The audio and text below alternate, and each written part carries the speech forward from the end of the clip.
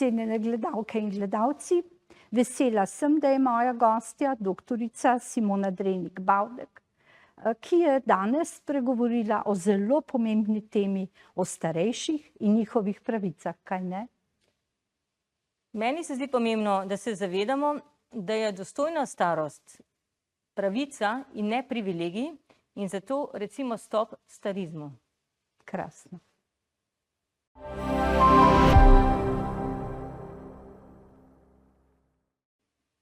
Spoštovane gledalke, cenjeni gledalci. Danes sem izjemno vesela in ponosna, da gostim kolegico, prav posebno kolegico, in sicer doktorico Simono Drenik-Bavdek. Lepo pozdravljena, Simona. Midve se tikava, zato ker se poznava že nekaj let. Spominjam se dne, ko si predstavljala prav posebno knjigo o ženskah v zaporniškem sistemu. Zelo sem si zapomnila, tudi zato, ker sem bila leta in leta tožilka. Vendar jaz sem morala malo pogledati tvoj življenjepis. Je izjemno pester in bogat, tako da bi ga v tej oddaji lahko predstavljala kar v celem sklopu. Odločila sem se, da povem našim gledalkam in gledalcem, da si pravnica, kolegica torej, da si diplomirala in doktorirala cum laude, kar ne uspe prav vsakemu, da si od leta 2020 zaposlena pri varuhu človekovih pravic in sicer kot vodja oziroma pomočnica, rečemo, ne, vodje Centra za človekove pravice. To je nov center, ustanovljen je bil takrat, ko sem jaz odhajala, in ko si prihajala na center, sem si rekla, kako jim je uspelo dobiti tako odlično kandidatko za to mesto. Vodja je seveda namestnik Miha Horvat, že takrat je bil, ko je bil spremenjen zakon. Bila si tudi v tujini, za nama se vrtijo različne slike, marsikaj boš povedala lahko o tem, izobraževala si se v tujini in tudi delala. In sedaj si tudi kar visoka predstavnica, tudi o tem nam lahko kaj poveš. In sicer v tujini hodiš na Dunaj, hodiš v Bruselj, vse pa je nekako povezano s človekovimi pravicami. Če bi te recimo vprašala, katera funkcija, bila si na Ministrstvu za pravosodje, Ministrstvu za zunanje zadeve, sedaj pri varuhu, pa v tujini, katera funkcija ti je bila najbolj pisana na kožo, oziroma česa se najbolj spominjaš iz svoje kariere? Ja, najprej res hvala za to lepo predstavitev. Predvsem moram reči, da sem imela vedno nekakšen privilegij, da sem lahko delala to, kar me veseli, to, kar me je že na fakulteti, na pravni fakulteti privlačilo. To so človekove pravice, predvsem iz mednarodno-pravnega vidika, ustavnega vidika, kako prenesti mednarodne standarde človekovih pravic. Človekove pravice so sve univerzalne, neodtujljive na nacionalno raven, na lokalno raven. Zdaj, vemo, da človekove pravice ne smejo biti nek splošen pravni pojem, ki so odtujene, oddaljene od posameznika, ampak da je pomembno, kako se uresničujejo v lokalnem okolju, tam, kjer so ljudje. In če tukaj ljudje ne čutijo človekovih pravic, potem človekove pravice ne dosežejo svojega namena. Zato zelo težko rečem, katero delo, katero zaposlitev je bila moja najljubša. Vsaka je imela svoj čar. Jaz predvsem vsako jemljem v smislu, kaj lahko tukaj naredim, da doprinesem k družbi. Tako da tudi nekaj pustiš pečat in da tudi prispevaš k izboljševanju situacije. Tako da na zunanjem ministrstvu, kjer sem delala 15 let, sem večino časa oziroma ves čas delala na področju bodisi človekovih pravic, multilateralne diplomacije oziroma mednarodnega prava. To so področja, ki so me zanimala, tako da neka klasična bilaterala me niti ni tako privlačila. To sem si želela prispevati in sem imela tudi srečo, da sem imela to možnost. Spomnim se, ko sem se udeležila zadnje seje kot delegatka iz Slovenije Komisije za človekove pravice v Združenih narodih v Ženevi, ki vemo, da se je preoblikovala v Svet za človekove pravice in sem se tam potem tudi prve seje sveta udeležila, tako da je zanimivo opazovati, kako tudi na mednarodni ravni je ta institucionalni pogled na razne mehanizme, ki spremljajo spoštovanje človekovih pravic s strani države, ki so zaveze držav, kako se te preoblikujejo. In morda potem, ko sem iz Ministrstva za zunanje zadeve prešla na Ministrstvo za pravosodje, mi je bilo res veselje, ko sva se po pogovoru s takratnim ministrom pogovarjala, da bo moja glavna naloga ravno opozarjati in skrbeti za to, da bi se mednarodni standardi spoštovanja človekovih pravic prenašali ustrezno na nacionalno raven. Takrat moj en glavnih predlogov je bil, da mora Slovenija občutno izboljšati stanje izvrševanja sodb Evropskega sodišča za človekove pravice. Tukaj šepamo, ne vedno. Takrat je zelo šepalo od okrog 320-25 primerov, je bilo po uradni statistiki Sveta Evrope velika večina, 309 neimplementiranih, neizvršenih sodb. Potem smo zastavili projekt, ustanovila se je medresorska delovna skupina, sistem, ki je lasten Sloveniji, smo ustanovili, na ministrstvu je začela delovati projektna skupina in samo do takrat, ko sem odšla iz ministrstva, torej od konec leta 2015 do 2019, je Slovenija to število zmanjšala le na okoli 10 sodb, neizvršenih sodb. Treba je povedati, vsaka sodbo je treba izvršiti, to je obveznost države, mednarodno pravo pa nima mehanizma prisile, kar je žalostno, kar je realnost, bomo rekli, ampak je pa to stvar spoštovanja pravne države, tudi ozaveščenosti, in jaz sem zelo vesela, da čeprav tega mehanizma v Sloveniji nimamo napisanega v zakonu, ampak je to bilo ustanovljeno s sklepom vlade, da vsaka vlada nadaljuje s tem pristopom in da je Slovenija zdaj med državami, ki so lahko vzor drugim državam glede uresničevanja sodb. Moramo vedeti, da je Slovenija imela kar nekaj težkih sodb za uresničiti, od izbrisanih do varčevalcev nekdanje Ljubljanske banke, do dolgotrajnih sodnih postopkov v primeru Lukenda, ki so imeli tudi velike ali strukturne spremembe ali pa velike finančne vložke, pa vendarle je Slovenija se v dobri veri in je tudi bil nek konsenz v politiki, da se to izpelje. No, danes bova govorili predvsem o starejših. Tudi zato, ker sodelujemo s Centrom za človekove pravice, kjer si sedaj zelo aktivna ravno na področju pravic starejših. Imamo več sklopov oddaje, morda čisto za konec prvega dela opozoriva na to, katere so recimo tiste najpomembnejše pravice starejših, na katere pravzaprav kar radi pozabljamo, kajti pogosto s starejšimi začnemo ravnati kot z otroki.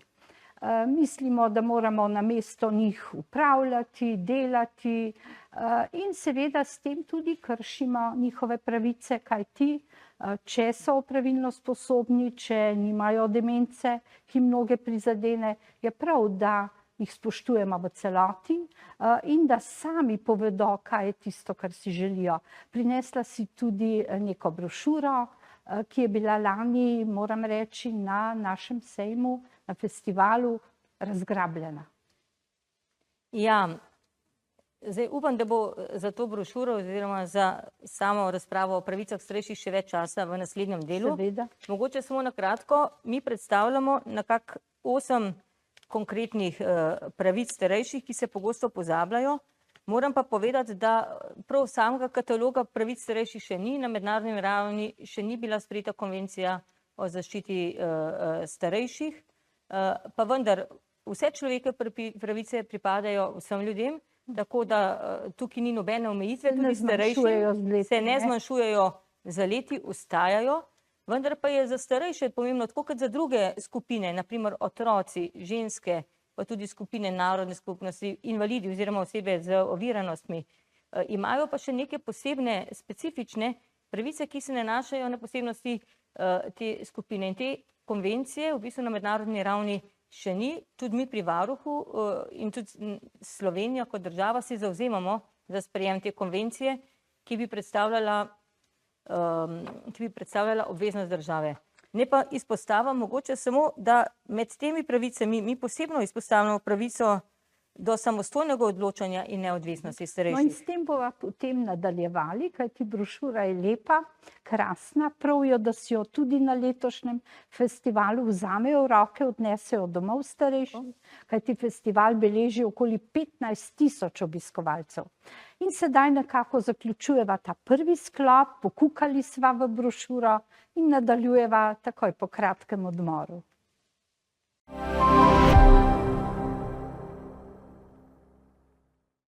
Spoštovane gledalke in gledalci, nadaljujemo zelo prijeten pogovor z kolegico, zelo znano doktorico Simono Drenik-Bavdek. Spoznali smo jo v prvem delu in ravno je začela predstavljati pravice starejših, kajti naša oddaja ima naslov Moja modrost, aktivna starost. In aktivna starost je tudi v tem, da poznamo pravice in da jih spoštujejo tudi drugi. Pa začniva pri kakšni.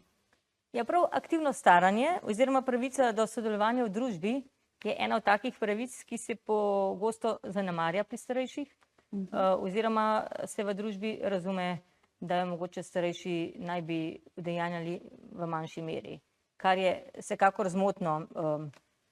Druga pravica, kot so že rekli, je pravica do samostojnega odločanja in do neodvisnosti. Namreč starejši lahko, dokler seveda lahko, sicer pa imamo za to mehanizme, sami odločajo o zadevah, ki se nanašajo na njihovo življenje, na finance, tudi na obiske zdravnika, in družba in država seveda to omogočati preko raznih mehanizmov. Zelo pomembna je pravica do osebnega dostojanstva. To se pozablja. Pogosto lahko zasledimo, da so starejši ne samo v kakšnih institucijah, ampak tudi doma, sicer v družbi podleženi raznemu trpinčenju, zanemarjanju in tako naprej. Če dovoliš, se spominjam, ko sem bila varuhinja, da sem večkrat opozarjala, da nima nihče pravice brez soglasja, brez izrecne želje starejše kritikati. Recimo, pogosto se je dogajalo, da so ljudje z leti izgubili ravno to pravico do dostojanstva.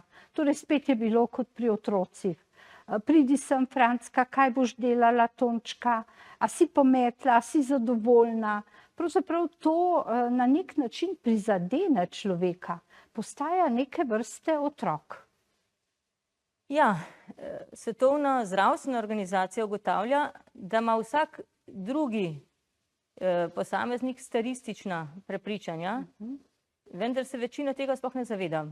In družba, jaz mislim, da je veliko premalo ozaveščena o ne samo diskriminaciji, ampak tudi o stereotipih, nestrpnosti, predsodkih glede starejših, glede staranja. Diskriminacija je potem samo ta posledica. Zato smo točno v Centru za človekove pravice pri Varuhu se odločili, da 2 leti pripravljamo kampanjo o pravicah starejših na različnih ravneh. S kolegico Natalijo Ferlež, ki je pri nas vodja projektov v centru, sva lani pripravile publikacijo Tudi starejši imamo svoje pravice. To je ta publikacija, ki je bila na festivalu. Tako, izdana je bila takrat v 400 izvodih, vendar je v 2 dneh pošla.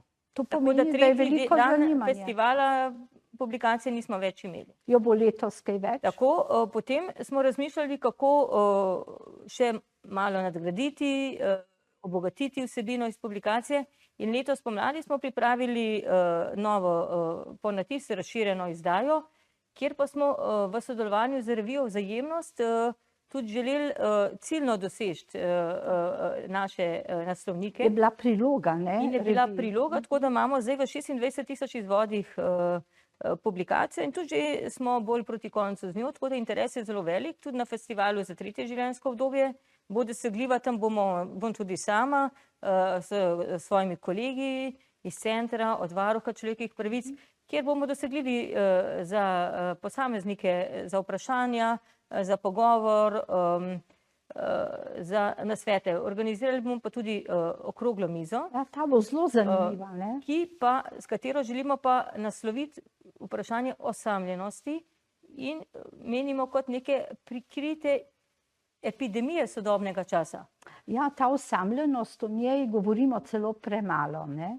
Ljudje, ki jo starijo, pa recimo izgubijo partnerja, se zaprejo med 4 stene in če nimajo sorodnikov, ki bi jih vzpodbudili, da bi odšli med prijatelje v družbo, se aktivirali, potem tudi manj govorijo in tudi demenca nekako lahko pride prej, kot bi sicer.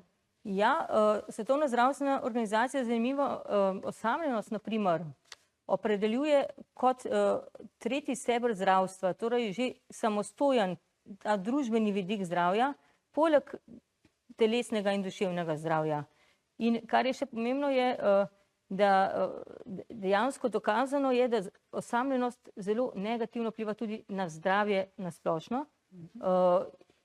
Neko primerjavo sem nekje brala, da je dolgotrajna osamljenost kar primerljiva s tem, če bi dolgotrajno pokadil vsaj 15 cigaretov na dan. No, to je pa res zanimiv podatek. Tako negativno vpliva na zdravje. Jaz se spominjam, Simona, kako so ljudje včasih, predvsem starejši, radi zahajali celo v ambulante. V čakalnicah so se pogovorili o vseh tegobah, izmenjali ideje, nasvete. Sedaj s tem e-naročanjem ni več tako. Ali pri varuhu morda beležite tudi na tem področju težave, da vse prehaja na neko digitalno raven, da je potrebno imeti nekoga, ki obvlada računalnik, da se moraš naročiti k zdravniku. Je tudi to del problema? Seveda, digitalizacija po eni strani prinaša napredek, razvoj, hkrati pa niti ne samo pri starejših, tudi pri mladih, pa povzroča tudi veliko negativnih učinkov. Osamljenost je eden od teh, slabo duševno zdravje je nasplošno tudi tak. Zanimivo je, da mislim, da je Evropska komisija konec leta 2023 izdala raziskavo o osamljenosti, kjer ugotavlja, da je sicer največji problem osamljenost med mladimi in na drugem mestu so potem starejši. Aha, celo to. Zanimivo, ja, ker je morda vseeno tam bolj spregledana, ta vidik je bolj spregledan, ampak hkrati pa lahko rečemo, da v Slovenija po tej raziskavi še ni med kritičnimi državami. Okrog 10% je nekako cena, da se ljudi počuti bolj dolgotrajno osamljene, medtem ko je na ravni EU-ja to veliko višje. Zdaj, moja ocena je vedno bila, da mi ne rabimo čakati v teh negativnih trendih, da pridemo do tega evropskega povprečja, ampak da moramo aktivno delati, da do tja ne pridemo in da preprečujemo tudi to, kar že sedaj je. Zato menimo tudi, da je treba imeti razpravo. V resoluciji Slovenije o duševnem zdravju je osamljenost sploh pri starejših pripoznana kot problem, vendar nekako aktivnosti tudi v akcijskih načrtih ne prepoznamo in točno o tem želimo govoriti na okrogli mizi, ker zdaj že vse vabim. Prvi dan, to bo prvi dan festivala za tretje življenjsko obdobje. Okroglo mizo bo vodila naša namestnica, ki tudi sicer obiskuje samoiniciativno domove starejših. Tam je pred leti najbolj izstopalo vprašanje nasilja nad starejšimi, to je še ena velika tema, zelo pomembna tema, o kateri se tudi premalo govori, pa ne samo telesnega, prepoznavanje različnih oblik nasilja, tudi psihičnega, tudi ekonomskega, celo spolnega nasilja. Tako da je to en vidik, ampak v zadnjih letih oziroma letu pa mi je prav izpostavila ta problem osamljenosti in pa zaupanja, na koga se starejši sploh lahko obrne. Tudi veliko je goljufij na račun starejših, torej vse te ponudbe, ki jih je vse poln, ne samo splet, tudi mediji, ljudje celo na domovih dobivajo obiske, vsiljive obiske. In seveda nekako, ker so osamljeni, ker veliko ne vedo, včasih naročijo in kupijo stvari, ki jim niso ravno v korist, bremenijo pa njihov že tako včasih skromen proračun. Tudi s tem najbrž se srečujete. Absolutno, zlorabe so velike, manipulacije. Človek, ki je osamljen, je tudi bolj podvržen tovrstnim zlorabam, je manj ozaveščen. Zato se ravno mi trudimo, da bi čim bolj ozaveščali v te tematiki splošno javnost. Tudi delodajalce. Moramo vedeti, da tudi pri delodajalcih imamo problem v odnosu že do starejših zaposlenih, tako da ko govorimo o diskriminaciji glede starejših, to nikakor ni samo nekje 65 plus, glede starosti, ampak je že te starejši zaposleni, kot se reče, od 55 do 64, so pogosto predmet diskriminacije, manjše zaposlenosti. V Sloveniji mislim, da je ta podatek po Eurostatu 56% te populacije zaposlenih. Evropsko povprečje, zanimivo, povprečje v EU je 65, kar pomeni, da mi kar zaostajamo v tem. O tem bova govorili v naslednjem delu oddaje.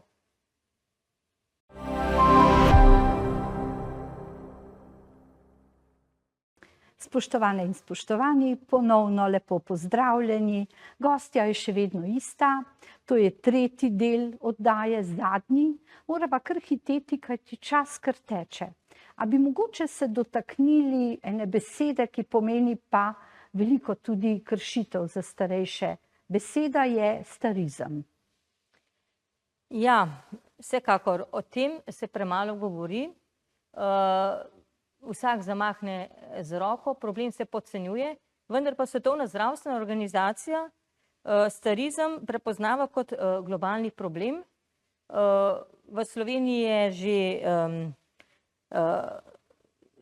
več kot 20% prebivalcev starejših kot 65 let, do leta 2030 so projekcije, da bo okrog 1/3.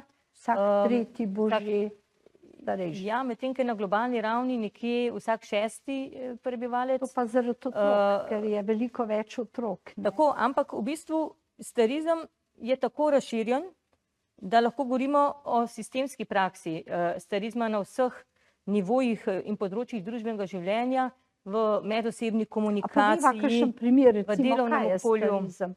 Tako, da ljudje razumejo, da je to recimo že sam uporaba izraza ostarel, obnemogel. To človek takoj pomisli na nekoga s palčkami, z vozičkom in to pravzaprav je slabo, za starejše, da se jih tako naziva. Starizem je že to, da nekomu rečeš, tega ne zmoreš, tega ne znaš, ker si star. Kaj boš ti s tem, ti ne znaš upravljati z denarjem? Pa tudi, če gledamo pri starejših zaposlenih, dejansko Svetovna trgovinska organizacija, Svetovna banka ugotavljata, da imamo tudi prakse starizma v zaposlovanju, v gospodarstvu, prav o tem se govori, in da bi samo povečanje OECD v državah OECD za 5% zaposlitve starejše generacije bistveno prispevalo k povečanju recimo bruto domačega produkta v 10 letih. Najbrž tudi pri izobraževanju starejših. Kaj se boš izobraževal, saj se boš kmalu upokojil nekako? Seveda, tukaj prav OECD in Svetovna banka opozarjajo, da podjetja premalo se zavedajo tega pomena zaposlovanja starejših in tudi izobraževanja starejših. In tukaj je to glavno, pač ta glavna vrzel, ki potem starejšim onemogoča, da bi se polno lahko vključevali v vse procese, ker se izobražujejo predvsem mlajši, za starejšim se pa to ne omogoča. Ampak če greva nazaj na starizem kot splošen, v bistvu ne kaže se to samo kot diskriminacija, kar je zmotno prepričanje. Starizem pomeni nestrpnost do starejših, pomeni tudi zapostavljanje, podcenjevanje nekoga samo zato, ker je star. Nanaša se na številne stereotipe, torej kako mislim o starejših, potem na predsodke, to pomeni kako čutim o starejših, in seveda na diskriminacijo, ki pa pomeni kako ravnam do starejših. In tukaj dejansko mislim, da ni prav, tudi je neke vrste starizem, če govorimo o starajoči se družbi, mislim, da je veliko primernejši izraz, da govorimo o dolgoživi družbi. To se lepše sliši, dolgoživa. Družba je nekaj čist drugačnega. Dolgoživa družba pomeni, da priznanja polno življenje v vseh življenjskih obdobjih. In pomeni, da vsak lahko prispeva. Seveda, že vsak posameznik prispeva na svoj način, tudi starejši niso heterogena skupina. No, niso homogena skupina, so zelo heterogena skupina, ampak tudi ženske smo heterogena skupina, tudi otroci so heterogena skupina. Torej zelo tudi invalidi oziroma osebe z oviranostmi so heterogena skupina. In to je treba prav tako upoštevati. Meni je zelo zanimiva misel pisatelja, on je bil tudi podjetnik, Samuela Ullmana, on je živel v Ameriki, pa hodil iz 19. 20. stoletja in on je rekel nekako, da starost ni vprašanje let, ampak je stanje duha, je v bistvu način razmišljanja. Ima zelo eno znano lepo pesem, si jo lahko tudi pogledate, Youth, torej mladost, po tej pesmi mislim, da je on najbolj poznan. In on pravi, da mladost v bistvu prihaja iz vere, iz poguma, iz domišljije in iz pripravljenosti na spremembe. In tukaj to vseživljenjsko učenje pride do izrednega pomena. Ta radovednost, ne da slišimo, ne, že sami sebe omejujemo, rečeš, jaz sem pa toliko star, tega mi ni več treba vedeti. Ni res, s tem sami sebe oddaljujemo od toka časa. Treba je ohranjati radovednost in tudi željo po neki pomoči so ljudem, ne samo, zdaj sem pa toliko star, zdaj bo pa drugi. Ja, bom pa kar doma na kavču. Sami sebe tudi lahko, in tukaj je dejansko te predstave o starizmu, dejansko tudi vsakega lahko omejujejo. In to se mi zdi zelo pomemben, da je velikrat, da je pomembno res naš odnos do tega. Tukaj je prva stopnja, potem pa so družbene spremembe, ki so pomembne. A bi mogoče prešli za konec, imava še nekaj minut, na mednarodno raven, tam si zelo dejavna, nam poveš, kaj vse počneš? Seveda, ampak še prej mogoče eno misel, namreč pomemben je, da se, ko govorimo o starizmu, zavedamo, da so potrebne tudi sistemske spremembe v družbi. In tukaj vidimo pomanjkanje kadra, to je premislek, kje želimo biti kot družba, ne vem, čez 5-10 let, kako motivirati te skrbstveni, oskrbovalni kader, da bo, ne bom rekla nujno, tam so samo ženske, da bo te poklici ni nujno privlačni, ampak vsaj sprejemljivi. Da bodo, prijateljici zdravnici je prišla ena oskrbovalka, mislim, da iz nekega doma starejših, in je rekla, smo bataljon polomljenih žensk. In kljub temu dvigujemo bolnike, jih negujemo, mlajši kadri pa tega za tako denar in po takimi pogoji in normativi niso pripravljeni delati. To je problem. Kaj pa mednarodna raven? Mednarodna raven, tukaj je zelo pomembno, da se zavzemamo za napredek človekovih pravic. Evropsko sodišče za človekove pravice je reklo, na primer, da Evropska konvencija za človekove pravice niso, ali pa človekove pravice niso nek statičen pojem, ampak se razvijajo za družbo. In zato se mi zdi pomembno, da smo, in sem ves čas tudi dejavna na mednarodni ravni. In tam si ti zelo dejavna? Ja, zdaj sem zelo vesela, da sem marca pričela z mandatom članice upravnega odbora našega Evropskega združenja, Evropske mreže nacionalnih institucij za človekove pravice, kjer je med drugim tudi ukrajinski ombudsman član in direktorica Nemškega inštituta za človekove pravice, danskega in tako naprej. Smo 6-članski odbor, ki vodi to združenje 50 ombudsmanskih organizacij oziroma organizacij nacionalnih institucij za človekove pravice iz vseh evropskih držav.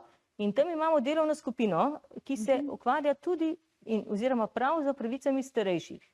In tukaj dejansko se mi zavzemamo tudi preko globalnega zavezništva v Ženevi, v Bruslju, v Strasbourgu, na Dunaju, kjer so te razne inštitucije mednarodne za človekove pravice.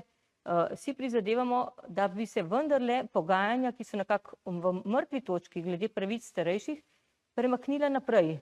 Namreč mislimo, da je čas zrel, da je konvencija potrebna kjer bo to tudi ne prineslo samo bolj jasen katalog, kaj so te posebne pravice starejših, ampak tudi obveznosti države, da to ni neka, mi smo tudi imeli kampanjo, da je dostojna starost ni privilegij, je pravica, in da je to tudi ozaveščeno v državah, da je to mednarodno pravna obveznost držav zagotavljanja pravic starejših.